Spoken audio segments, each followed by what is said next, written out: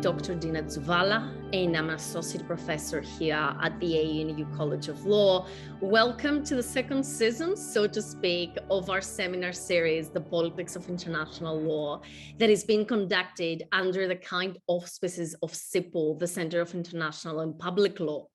Before I proceed any further, I would like, of course, to acknowledge that I'm currently in Canberra on the lands of the Nawagal and Kambri people, and I would like to pay my respects to their elders, past, present, and emerging, and to any Indigenous people joining us together today on this call. And of course, to acknowledge that sovereignty over these lands was never lawfully ceded. Today, I'm delighted to be welcoming Professor Fiona de Londras as the first speaker for this year's talk series. Professor de Londras is the inaugural chair of Global Legal Studies at Birmingham Law School. She's been there since 2015.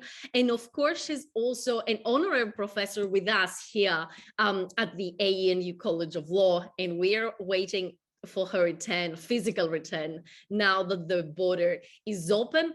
Her work focuses on constitutionalism, human rights, and transnationalism. And apart from her scholarly work, she's very active in consulting politicians, domestic and international organs on matters of human rights, as well as she has been very active, for those who happen to know, in debates about abortion law reform in Ireland. She has been the editor of the Irish Yearbook of International Law, and she's currently the editor of the Human Rights Law Review. And very importantly, in 2017, she was awarded a Philip Leverhulme Prize in Law, which has been funding her research agenda between that year and I think 2023, including the book she's going to talk about today. So Fiona is going to talk on her new book, which was published, I believe, earlier this year by Cambridge University Press, The Practice and Problems of Transnational Counterterrorism. Professor de Londras will be speaking for 30 to 35 minutes. And the good thing about being a chair, I used my executive rights as a chair, and I am actually going to act as commentator in this instance. This will go on maybe roughly for 15 minutes. And at the end, we are going to open the floor for Q&A. Feel free to either raise your hand. So this is not a webinar. This is actually a Zoom call. So feel free to raise your hand and you can unmute yourself, turn on your camera and ask, or alternative, feel free to use the chat function in order to send the question either to me or to everyone in the meeting. Without further ado, Professor de Londras, the floor is yours. Thank you so much, Dina, and thank you everybody for joining at what is, for most of you, I know, the end of the working day, for what I feel only fair to warn you is not a particularly uplifting set of remarks. I'm so pleased to be here with my colleagues at the ANU and CIPL, and as Dina says, very much looking forward to getting back to Canberra, hopefully in October, and seeing you all then. So as Dina said, I want to speak to some of the themes in this new book, published, in fact, officially just this week. So you're very quick off the mark.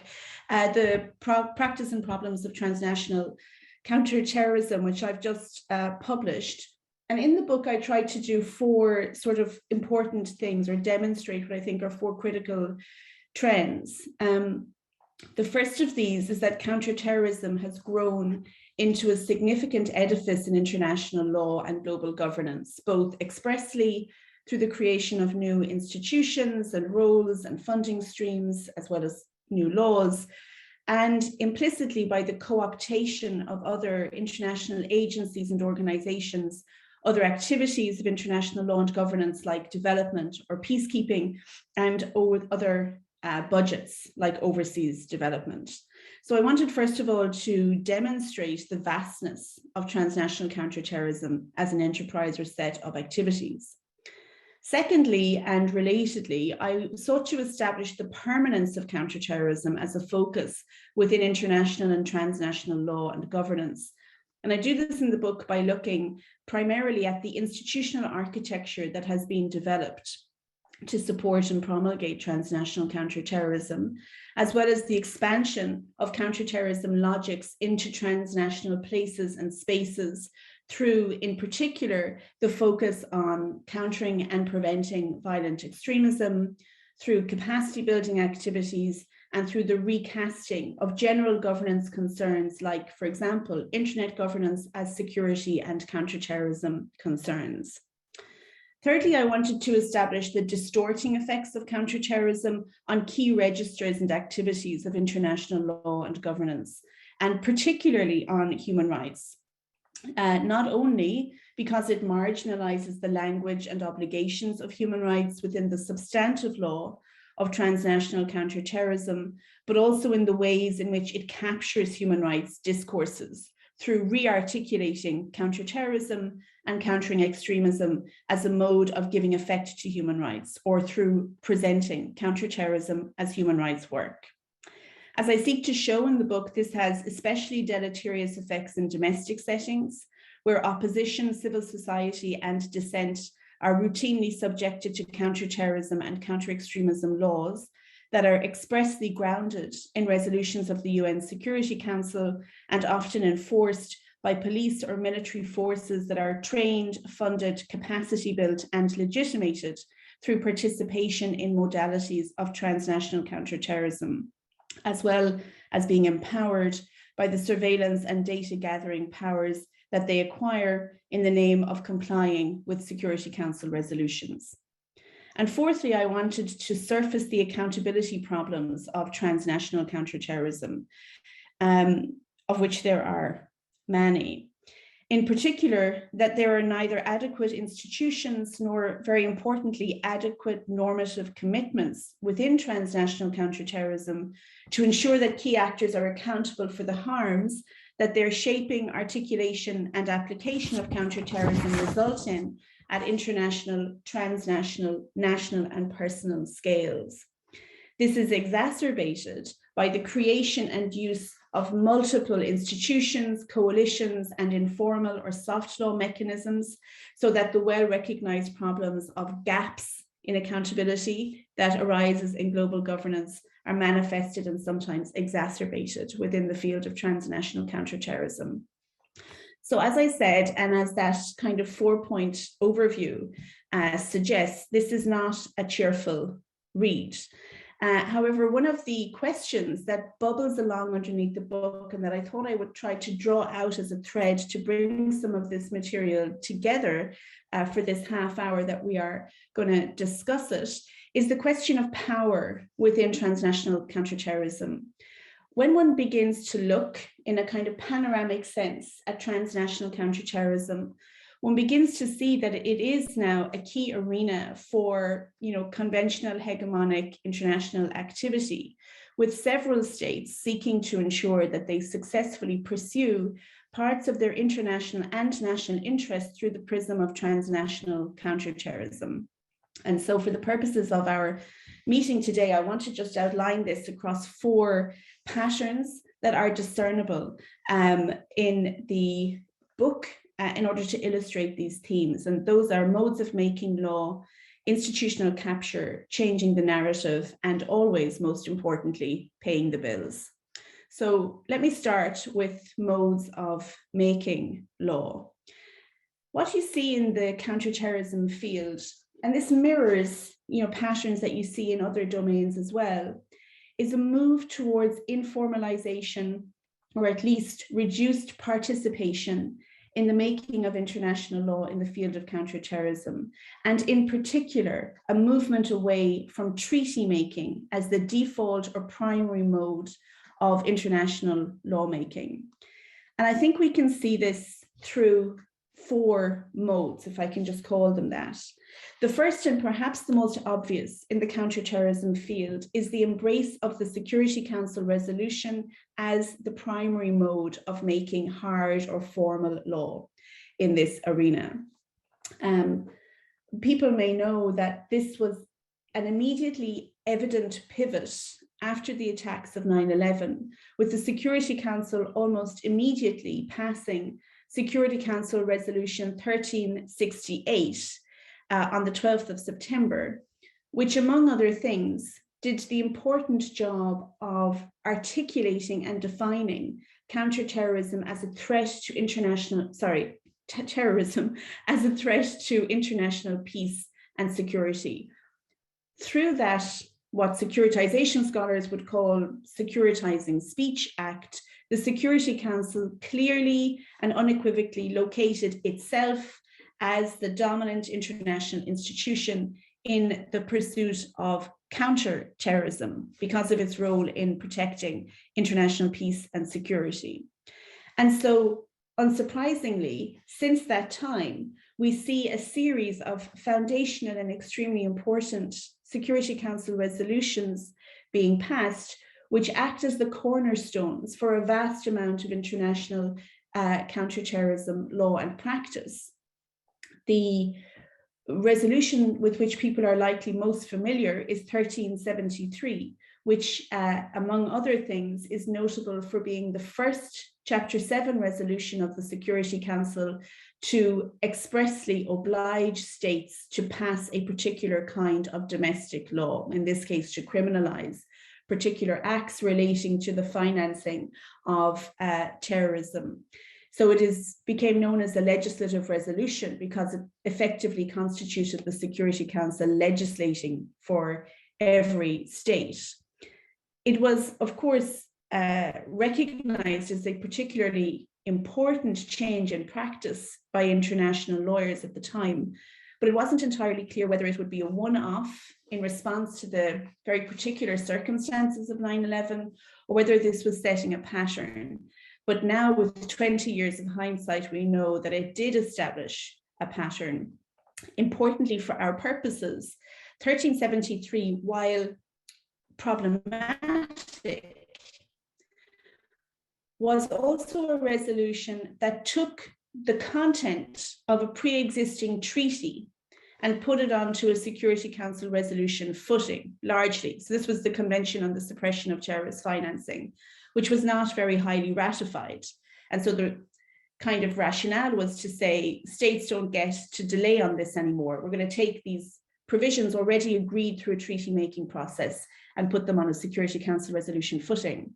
However, since then, the pattern has been to cut out treaty making completely and instead to pursue really significant activities like criminalization of foreign terrorist fighters, which apparently are now fine in Ukraine, but not anywhere else, and obliging states to engage in certain kinds of cooperation and data gathering and so on, solely through Security Council resolutions. This, of course, is not accidental. It is part of a design, which I think is really well articulated or illustrated by a quote from John Bolton, who was then the US ambassador to the UN, when asked about treaty law for foreign terrorist fighters. He said, treaties are fine if you have time for a seminar, but we don't have time for seminars here. We have, for days long legal seminars, we have to act. And so the Security Council resolution becomes the default mode of lawmaking. On top of that, and secondly here within modes of making law, we see a really significant turn to soft law generated by informal institutions, with the informal institutions themselves being funded and promoted by key states, including in particular the United States, but certainly not exclusively the United States. These informal institutions, for general international lawyers, are often institutions people have never heard of.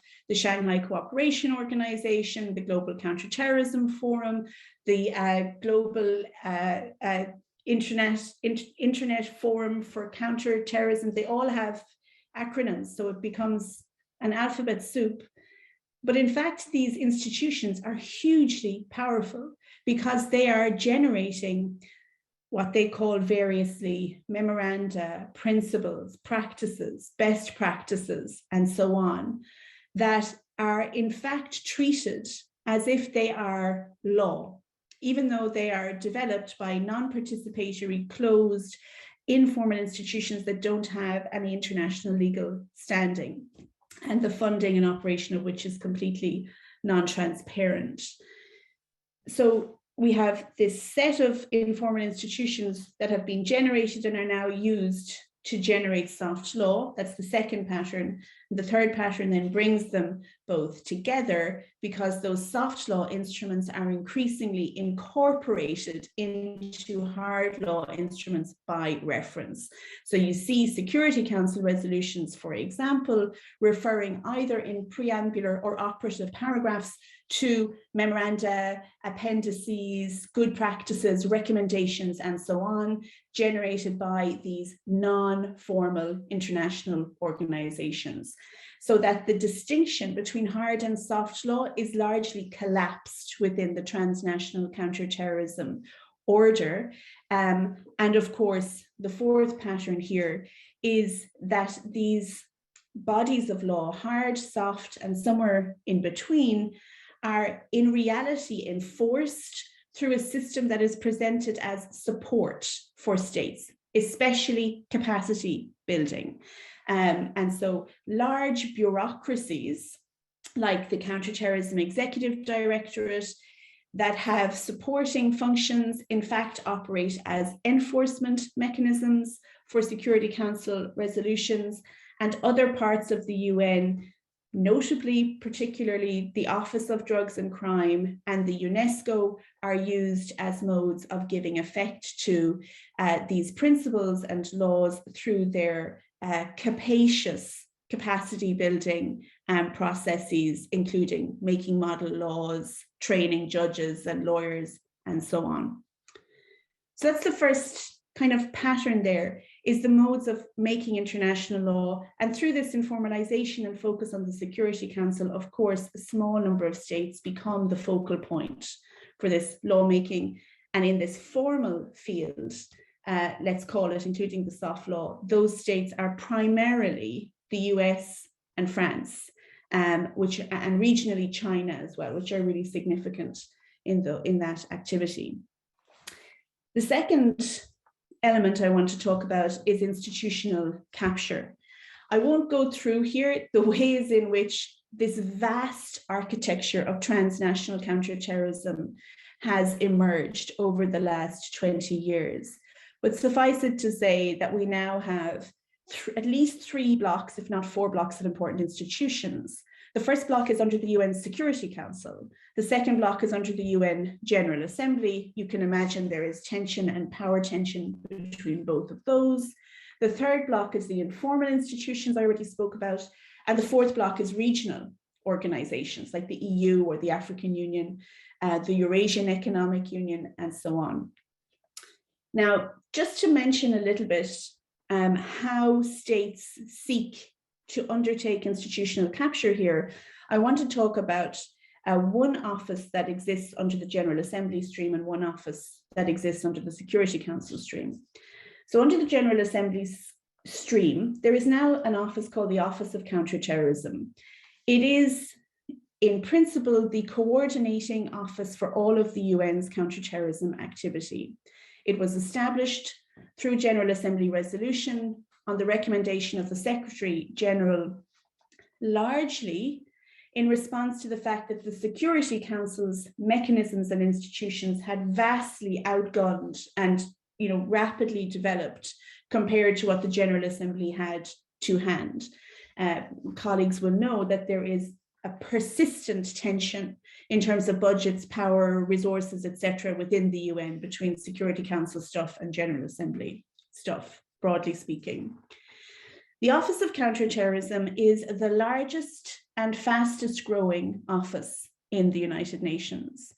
It has an enormous budget, which we'll speak about in a few minutes' time. The spoiler is it doesn't come from the regular assessed budget, as you probably could imagine. And really importantly, it shares the Global Compact for Countering Terrorism, which is this sort of coordination mechanism that is very opaque and that involves within it effectively every UN agency, body, and office in different working groups and in different ways. So the Office for Counterterrorism has allowed for the formal absorption of all these other parts of the UN into the counterterrorism architecture, even bodies like UN Women or UNFPA, which for a long time resisted being drawn in to this area. Violent extremism is one of the key modes that officers are brought in because it has this presentation of softness and culture and so on. The Office of Counterterrorism is chaired by an Undersecretary General called Voronkov. He is a former Russian diplomat, and he is considered to be now probably the most powerful bureaucrat within the United Nations. The deal, informally, in terms of creating the Office of Counterterrorism was indeed that Voronkov, who was the only serious candidate, would be agreed to be the lead on it. And in many ways, that is an attempt to rebalance from the US dominance in the Security Council institutions. So a very deliberate engagement by Russia in the UNOCT, and then the vast empowerment and rapid enlargement of UNOCT, which acts in some ways politically as a proxy for Russian power within the United Nations architecture, generally speaking. The UNOCT is powerful not only through its chair of the Global Compact, but also through how incredibly innovative it is. So it has memoranda of understanding with not only individual states in some cases, but also with those informal institutions I spoke about, like the Global Counterterrorism Forum. It increasingly has special expertise offices or bureaus located in key states that are agreeable to the UNOCT. And so these kind of specialist offices, it is increasingly embedded with other UN missions in the field. And the next step is to have country offices for UNOCT across the different nation states. So UNOCT is a mode, very effective, of getting counterterrorism into all these different layers, the international organizations, the informal organizations, transnationally, regionally, and nationally. UNOCT is just a hugely important institution, and one that, again, largely doesn't, for example, feature in your classic or standard public international law textbooks on the institutions of the United Nations, because it feels specialized. And I think this is one of the things to note here, is that a lot of this feels very specialized, but in fact is highly, generalized across the UN. Then you have, in terms of the Security Council institutions, you have the Counterterrorism Committee, you have the UN Counterterrorism Executive Directorate as well, and you have the Sanctions Committees. Now, first of all, the membership, they are in principle different bodies, like the Counterterrorism Committee and the Security Council, but they are the same people. Members of the CTC are the members of the Security Council.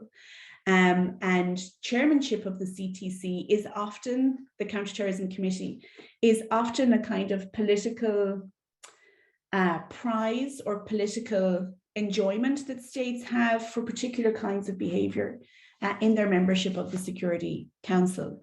And it's important to many states to engineer themselves into this role of chairing the Counterterrorism Committee. And a very good example of this is Egypt, which, when it was part of a member of the Security Council, became the chair of the Counterterrorism Committee. And in that role, as you know, they can call area formula meetings, they can present draft resolutions, as well as driving things in the committee. And Egypt, in fact, engineered a situation where we ended up with an international soft law instrument on counter-narratives, which are like it's the process of putting a different presentation or a different story into the public domain to try to assist in counter-radicalization. Counter-narratives have no scientific basis. There's no evidence base for their effectiveness. They're actually often considered to be highly damaging to trust between institutions and the people, which of course is key to maintaining security. But they are a super high importance priority for Egypt. And through its chairing, membership of the Security Council and chairing of the Counterterrorism Committee, Egypt managed to have counter-narratives put on the international agenda, and there is now a set of soft law principles around counter-narratives, and counter-narratives appear regularly and, you know, as a kind of trope in all of these documents that emanate from the UN now, including resourcing documents, capacity building documents, and strategy documents, which in many ways is as good as it being law, right? Because it has these kinds of socio-legal effects. In spite of the fact that we know that Egypt uses counterterrorism law domestically to really strictly and strongly repress dissent and opposition, it continues to be really prominent in international counterterrorism. So it was given the co-chair of the review of the global counterterrorism strategy, and in fact only lost that co-chairing role, first because COVID delayed the strategy review, and second because there was a very high profile set of detentions in Egypt that sufficient attention was given to, that they were removed from that role and replaced with Oman. But even now, their kind of institutional dominance continues, with the EU currently undertaking a campaign to get the co-presidency of the Global Counterterrorism Forum with Egypt. Egypt is a key counterterrorism partner of the European Union. The EU officials often go to Egypt to learn how to do counterterrorism, which is quite interesting. So you see Egypt continuing to have this kind of totemic position in the counterterrorism architecture. This helps with the third thing I want to talk about, which is changing the narrative. And in particular here, I want to surface this now pretty well-established practice of seeking to re-articulate counterterrorism as a mode of giving effect to human rights. So, you know, the kind of classic way we tend to think about CT and human rights, and we tend to teach it, is to talk about them in tension, you know, to talk about these kind of liberty, security, frontiers, and so on. There has been a concerted and important effort led again by Egypt to recast that relationship in international discourses and to try to move on from, for example, Human Rights Council and General Assembly resolutions that seek to articulate concern about the ways in which human rights are impacted by counterterrorism, to instead talk about the human rights implications of terrorism and to present counterterrorism as the way of protecting human rights. I won't get into the woods on this because it's a very long story, but it's really well illustrated by the story of a resolution that Mexico had built General Assembly resolution that Mexico had built consensus on for well over a decade, and which had really important language in it around, for example, derogations and non-refoulement and torture and so on, to try to articulate ways in which the international community was concerned about misapplication of counterterrorism laws and powers. While that resolution was building over time, Egypt began a process of promoting a resolution in the Human Rights Committee, which would merge previously separate resolutions on countering terrorism on the one hand and protecting human rights on the other hand.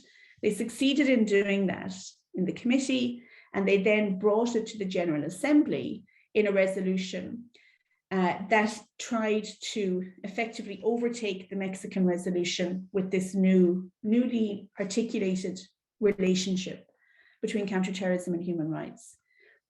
And they succeeded in Resolution 72174 of 2018, which in effect merged the Mexican and Egyptian resolutions. So rather than Mexico continuing to press its resolution and Egypt pressing its resolution, the calculus was that it was more important to maintain consensus on counterterrorism in the General Assembly. So they merged them to have a single resolution in which language on privacy, non-refoulement, and derogations was lost from the previous Mexican resolution, and language on the damaging effects of terrorism and the justification from rights for extensive counterterrorism was added from the Egyptian resolutions.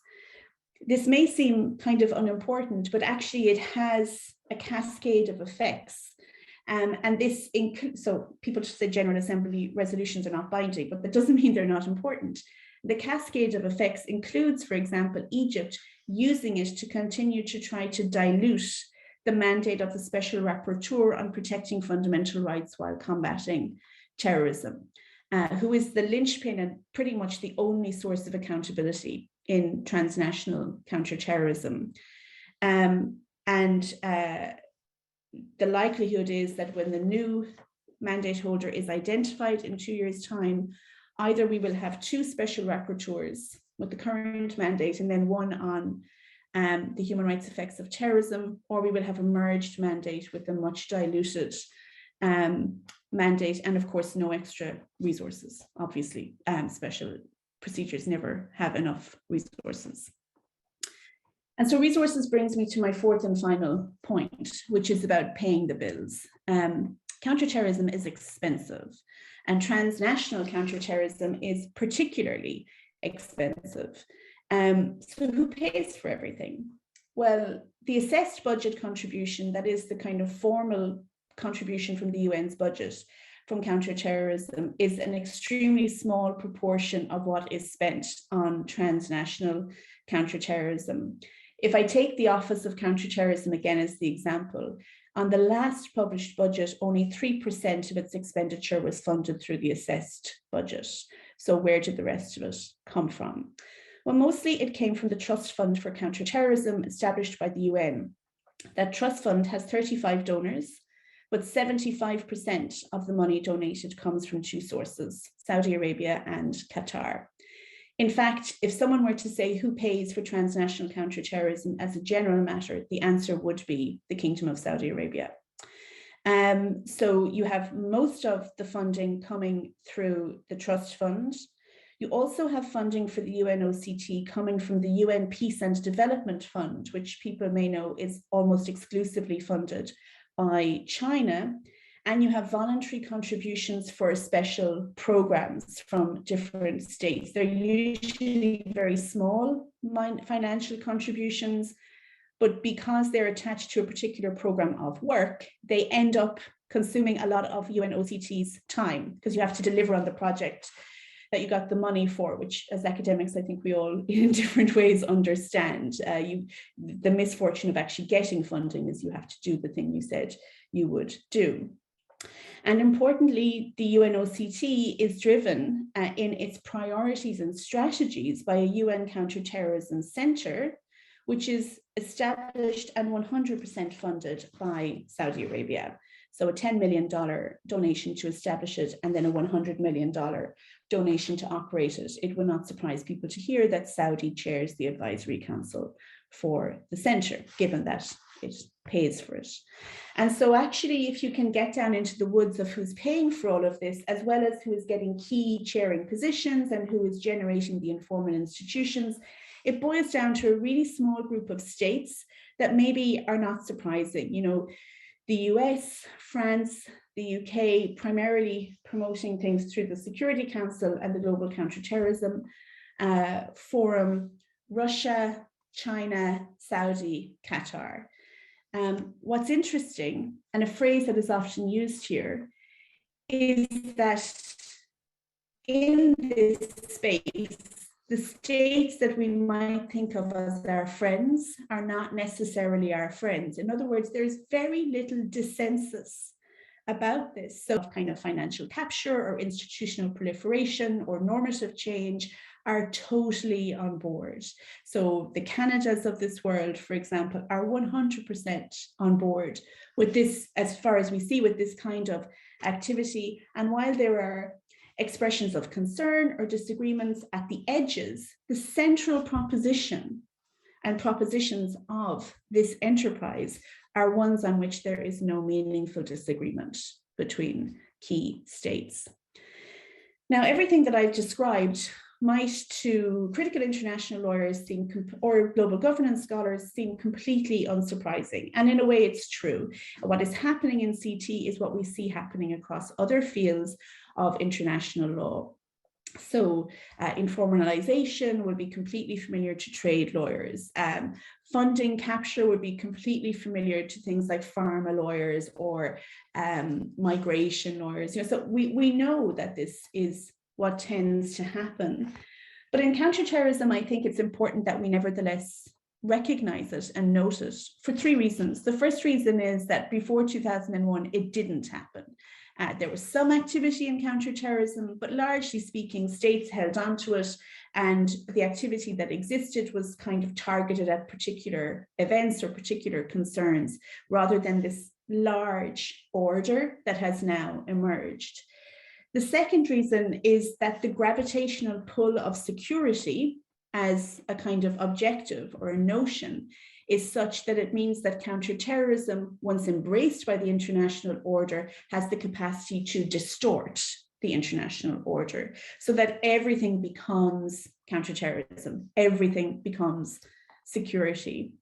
And the third thing is that it is a pretext. Counterterrorism has become a pretext for really good work in involving and engaging civil society as participants in the United Nations, and B, recognizing the potential negative effects, perverse effects, or unintended consequences of international standards in domestic settings to be completely undercut by counterterrorism. So all that progress that we had seen in other areas effectively is shot in the zone of counterterrorism. And the more you can put into this basket called counterterrorism, the more you can have pursued through these non-participatory, state-oriented, state-dominated processes of informal and formal normative, institutional, and operational practice.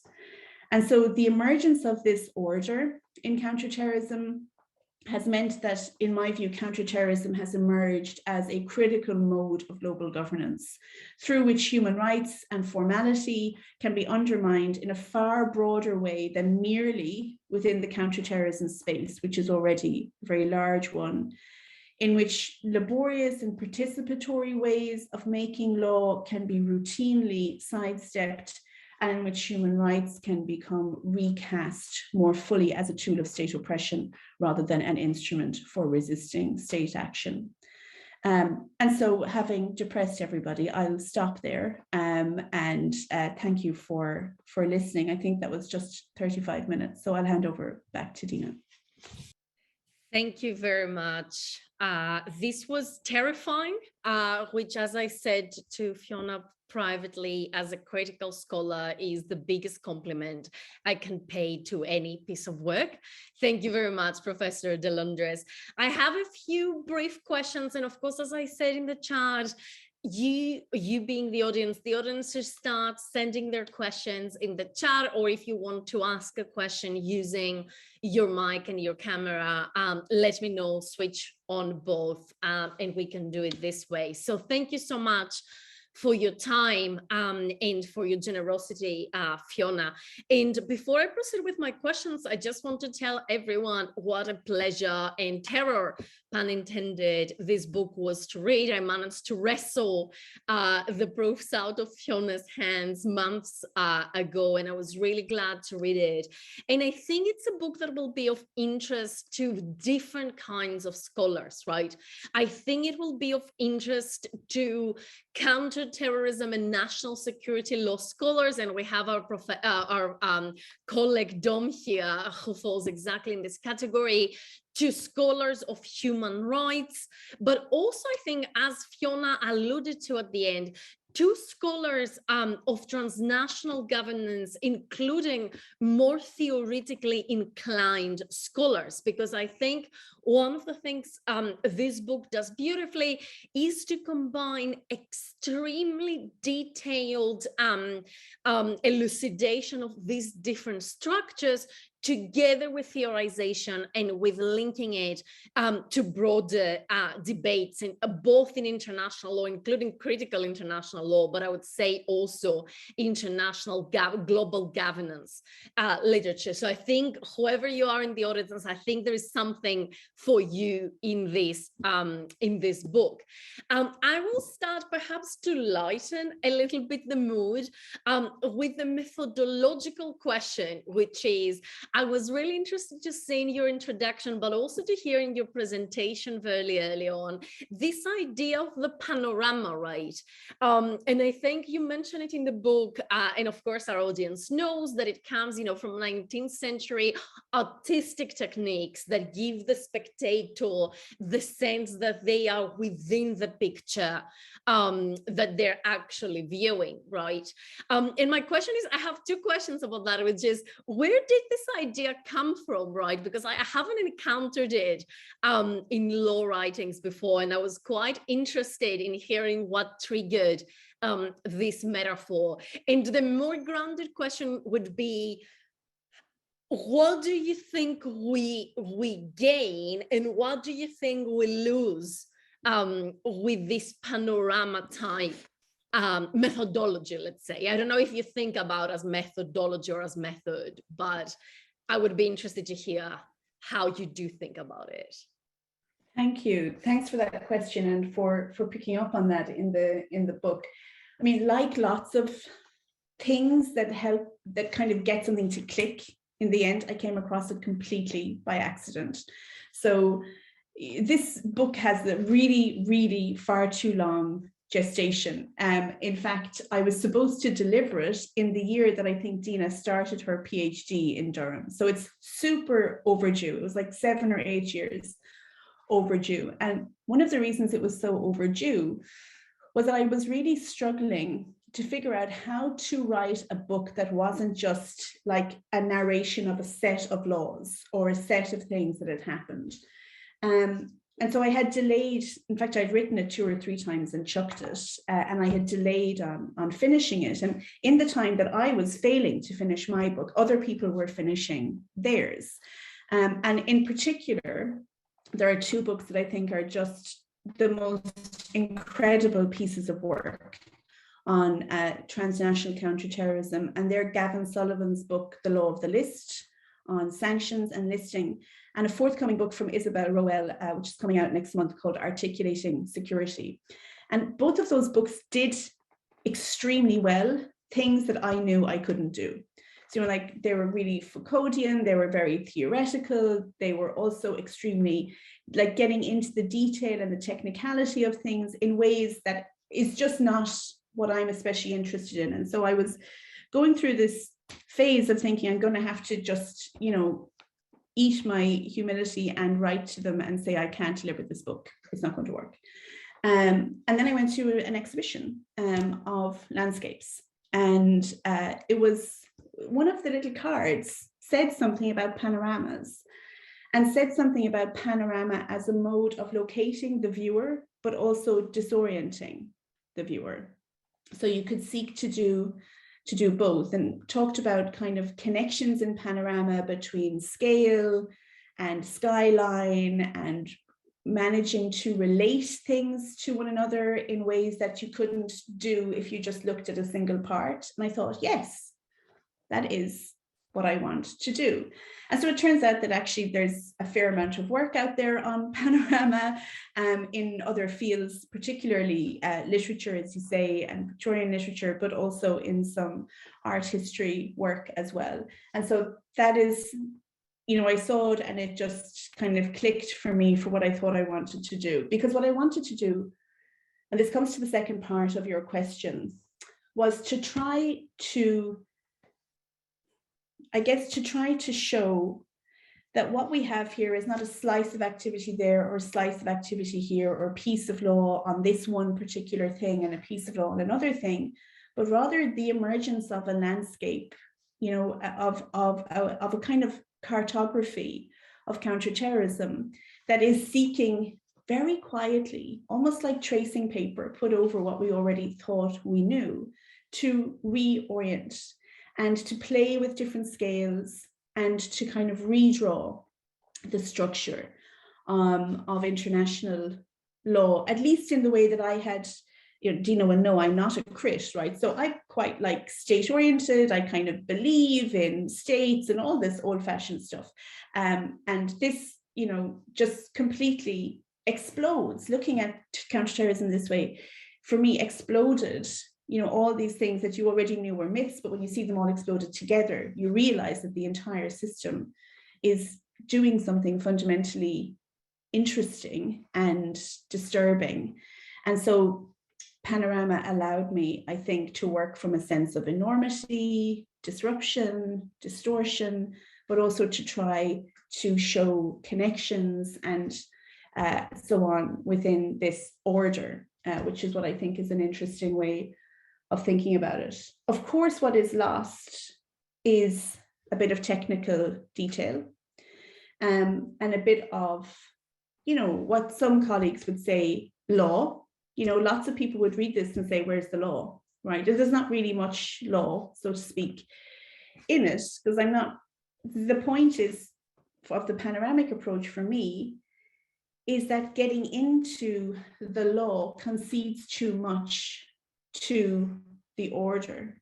And actually it distracts you from seeing the enormity of what is going on. So like if somebody wanted a book that would tell them what the law on X is, they're not going to find that in here. I can recommend Ben Saul's forthcoming encyclopedic account of international counterterrorism for that. And what's interesting now is to see all these books starting to come out when you kind of put them together, you begin to see what I think is true, and that is that actually counterterrorism is a new body of international law, human rights law, humanitarian law. I think there's also CT in there, progressively gobbling up and distorting those other bodies of law. That's a long answer, sorry. No, it's not. It was an amazing answer. And I think the lady doth protest too much about not being a creed. I think your citations actually say another story there, but I will take your word for it. So I will ask one more question and then I'll open the floor, which was a matter that came, I think, very strongly both in the book and in the presentation, which is you have these nitty-gritty bits about the different institutions and their proliferation, but I think the big news, and I think the big bad news, is this trend of informalization of law and lawmaking, right? And I wanted to hear more of your thoughts about where do you think this comes from? Do you think it comes from sheer practicality and cynicism, or do you think it has deeper roots?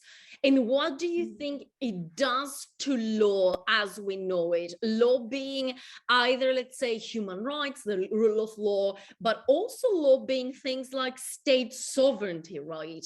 Because usually we think of counterterrorism as enhancing states' prerogatives to the detriment of individual rights, but I think the sidestepping of treaties you're discussing actually tells us a more complicated story in which this is true, but there is a question of state sovereignty that is not so as straightforward as saying that state sovereignty gets expanded. So yeah, anything, the thoughts that you have about the informalization aspect of the story? Yeah, thanks. For me, this is, a particularly interesting part because it seems paradoxical, right? To, on the one hand, be a state like the US that decides we're going to try to pursue this through the Security Council, where we have, a veto and so much influence and so on.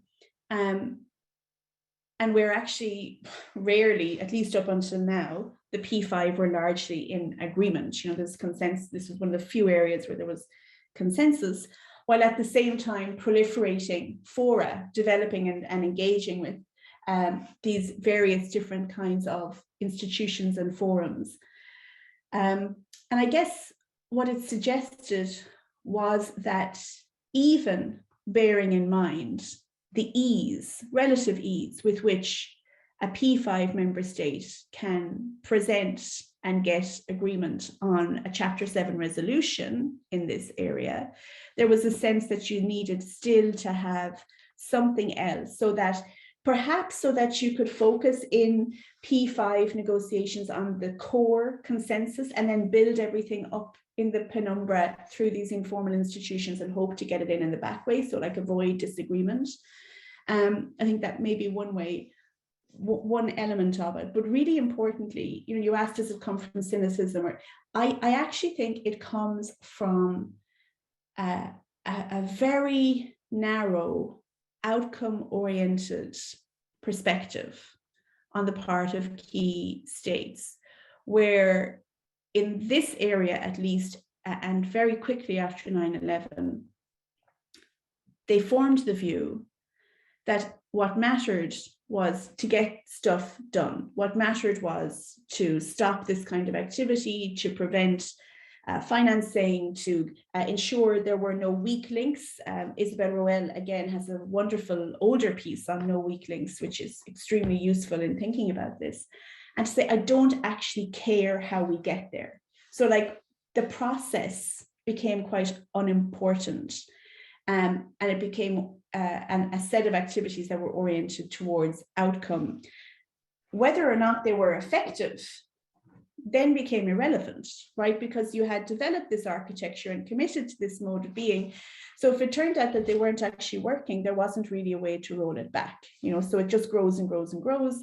And nobody ever seems to really stop and say, does this work? Is this working? Should we continue with it? And I think it's also right to say that these processes of like proliferation of institutions and informalization and so on are not unique to counterterrorism and didn't start there. It's like in the security field, the US had a long practice of it, not through international institutions per se, but regionally and bilaterally. And I would really strongly recommend a wonderful book by Alejandro Diaz called The Coalitions of the Willing, which kind of looks at this notion of coalition as a key mode of pursuing policy by the US. And you also had similar, I don't know enough about this and I really want to find out more about this, but I believe you had similar processes of institution building and forum shopping in trade. So you had like an orientation towards informalization in security and an institutional knowledge of informalization in trade, and you could bring them together here to try to pursue that. The question of what it does to state sovereignty is a really interesting one, because, yeah, on the one hand, you know, we see this area of law bulking up state power, particularly domestically, but exposing very sharply the lack of effective sovereignty for particular states internationally. You know, so states absolutely as recipients of normative innovation and institutional innovation by other states, and the use of numerous levers to make that more effective, not only like support as enforcement and the infra law of transnational counterterrorism, but also funding. And so things like allowing for PVE funding to be counted as overseas development aid, which is now the case, you know, allows donor states in ways that are already familiar to us to really undermine the sovereignty of recipient states. So it certainly tells a more complicated story of state sovereignty than you see in, for example, security literature. But for me, it reinforces the story of state sovereignty that you see in, for example, critical international development literature or critical international law already. Thank you very much. I think that's one of the reasons I think the book will be of broader interest, even to those who don't do counterterrorism. I have many more questions, but I know some people in the audience do too. Dr. De La Posa. Thanks very much. And thank you very much, Professor De Londras, for a fascinating presentation, as always. I have lots of questions, but I'm only going to ask one in the interest of time. And it's a little bit provocative because, as I've been thinking about your presentation and the work, not all of the things that you describe are necessarily bad things in and of themselves. Like they become depressing, I think is the word that you used, and ominous and frightening when we're talking about terrorism. But if we're talking about the informalization and the use of collaborative collaborations between state and international institutions in, say, to further human rights goals, if you just change the focus of what the collaboration that you're looking at, you could start to tell a good story, for example. And so I'm wondering if it's partly because of counterterrorism that you have this kind of weird and ominous effect, or if it's the notion of a global order that's trying to achieve goals that is problematic to you. I'm not sure if I've asked that question particularly. Yeah, no. You have, absolutely. I mean, I think it is a very good question. But again, I think the way one would answer it would largely depend on whether one felt outcome oriented or process oriented. And you're right, that there are lots of fields in which we think informalization and collaboration are important, particularly perhaps in fields where we want effective integration of non-state actors, and we recognize them as key experts and actors in the field, but they don't necessarily have a clear space within formal modalities of lawmaking or international relations. But even then, one might take a step back and ask, well, is this actually optimal? Would there be a way to challenge the process in a way that could broadly improve the overall operation of the international system or order? So certainly part of what for me is the problematique is that it's about counterterrorism. And that is not because I think counterterrorism is bad, or I don't think states have duties to try to protect people from the harms of terrorism, but because I think counterterrorism and security are distorting and powerful ideas that are easily hijacked by states and which are routinely hijacked by states. And using that phrase makes me think of Joe Slaughter's wonderful piece in the Human Rights Quarterly from a few years ago on hijacking human rights, going back to the hijacks, the air hijacks, and the ways in which the United States in particular leveraged human rights in seeking to push back against them. Hi, Aurora. In seeking to push back against them. So there is, so it's a bit of both. It's a very incomplete answer because I have to think about it more fully, but it is both the kind of processes that I think are problematic. And I don't think, importantly, they're processes that are about decentering the state. And maybe that is part of it. They're not about pluralizing, these actors. They're actually about recentering the state. Yeah. And so maybe now it's just come to me like the panorama, like maybe that's what I'm really worried about, as well as the effects and affect of security and counterterrorism. Thank you, and sorry for the interruption. No, sorry. No. Nothing to be sorry about, Dom. It's this time of day. I think I'll give the floor to Dr. Greenman, and if there's any more questions, they would have to be raised soon, otherwise we will wrap up. Thanks, Dina, and thanks, Fiona, for that extremely disturbing presentation. Because I've got maybe two very quick kind of points to make. The first one is that I'd be really interested to hear a bit more about this shift from counterterrorism to countering violent extremism. Kind of where did that come from? How did that kind of develop? And also the extent to which that's kind of brought in, like, oh, we're going to do like gender sensitive counterterrorism. And you could just say a little bit more about that kind of shift. But I also kind of wanted to weigh in a little bit on this whole informalization thing, because I have my own little like informalization anecdote that Dina's probably heard me wheel out on a number of occasions. But I was at this talk by Jean-Marie Henkarts from the International Committee of the Red Cross, and he was talking about the kind of new commentaries that the ICRC had done on the new conventions, and maybe a little bit about their customer international humanitarian law project. And he was like, oh, well, you know, we can't have states involved in the making of international humanitarian law anymore because there's too many of them. So, you know, now that decolonization has happened, he stopped here. This is now me editorializing this. But now, you know, decolonization has happened. We can't have all these new states ruining international humanitarian law. And I just wonder, which I thought was an extraordinary moment of saying the quiet part out loud. But I wonder if you think that kind of behind all this, just got to get stuff done and, you know, do outcomes, there's not a bit more kind of going on behind the scenes.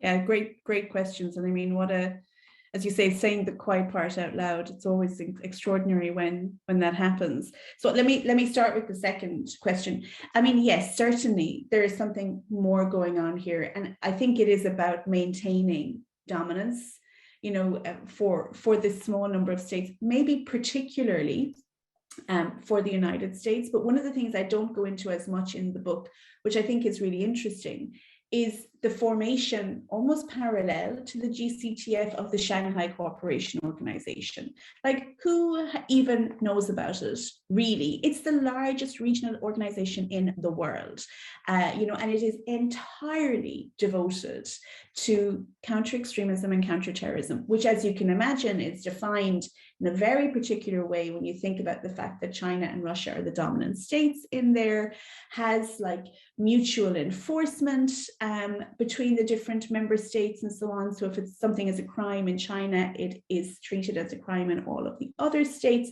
You know, like, so this is, if it falls into their very broad definition. So you do have this thing of trying to maintain dominance, but also like this growth of a parallel set of institutions as well.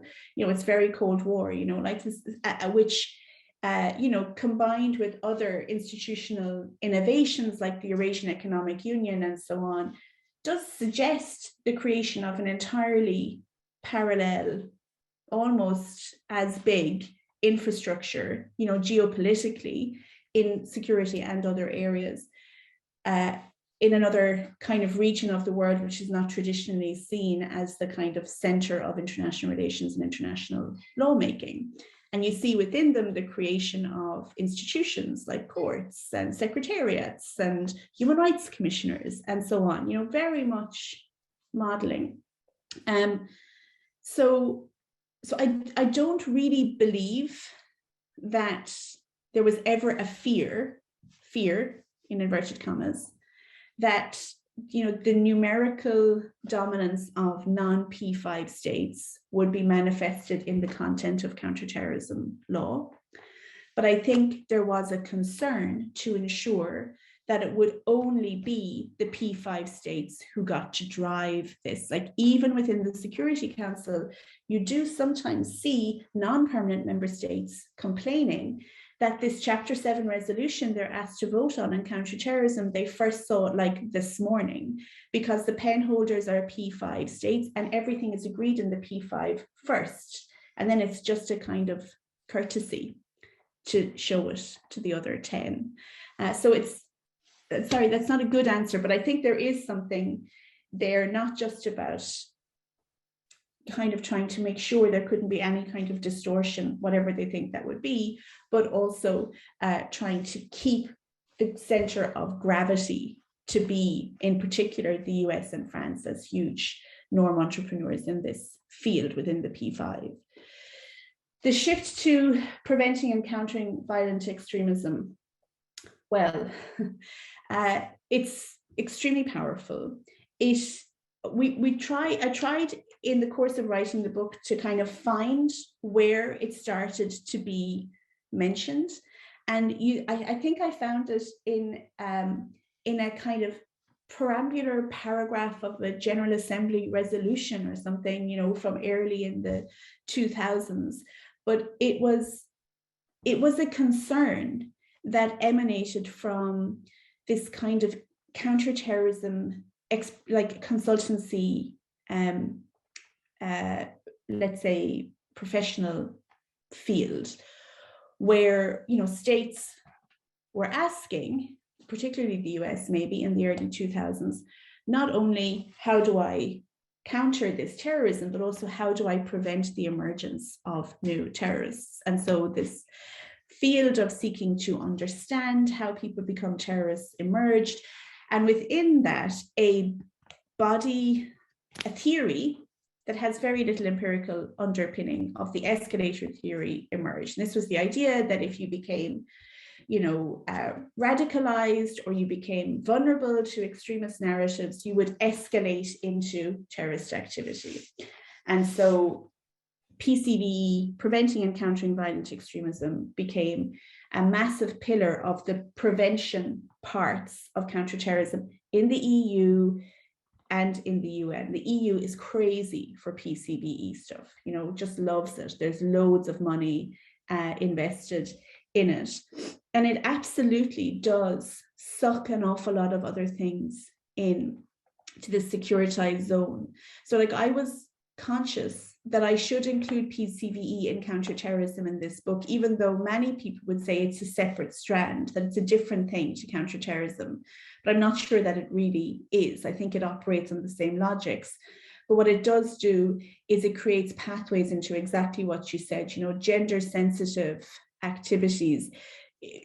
I was at a meeting in Bangladesh maybe 2.5 years ago, and a woman who leads a rural NGO said, I mean, I'm sorry, I have to do CVE because it's the only way I get money for anything, you know, for like literacy classes, for breastfeeding classes, for, you know, civic participation. Everything now is PCVE, and the funding, and in fact, UNESCO is by far the biggest actor in this field, you know, hundreds of programs and curricula and model curricula and so on being developed here, all just to underpin it again, without us knowing whether it actually helps or hurts the broader security orientation or objective that is related here. And so you see these activities that fall under this umbrella increasingly being expanded. Of course, it's not defined. Extremism is not defined. And anything can go into it. It also means that states can argue that some of their CT spending is not actually CT spending. It's cultural spending, or it's development spending. And that feeds into these kinds of logics of justification on that spending as well, and makes it quite difficult to see actually what we're spending and what we're doing in the whole broad area.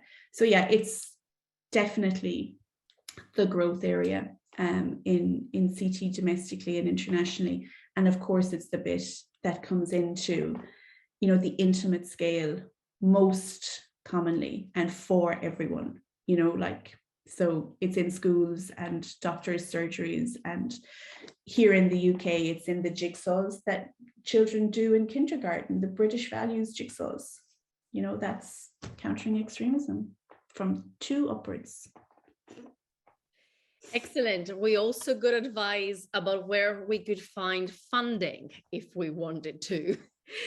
I think. Oh, I mean, definitely. This is the route. Yeah. On that note, I think I'm going to draw a line underneath the proceedings. Professor de Londras actually has one more thing to do this morning. So let's give her some time to rest and prepare. Thank you very much for your time. Once again, let me remind everyone the title of the book is The Practice and Problems of Transnational Counterterrorism. Order it for yourselves and for your institutional libraries, of course. And thank you very much also to everyone else for your time. It's very expensive. If anybody wants a copy, just email me and I'll send it to you, because it's very expensive. Yeah, that too, absolutely. I thought I couldn't offer other people's proofs, but here we go. Okay, thank you all. Thank you everyone very much. It's 10:06 in Australia, or at least in the East Coast. Thank you for your attention. And just to say to everyone that the next seminar is going to be on 18th of March, when we will welcome Professor Sujit Zafie. Thank you very much, Professor de Londras. Thanks, everyone. Thanks, everybody.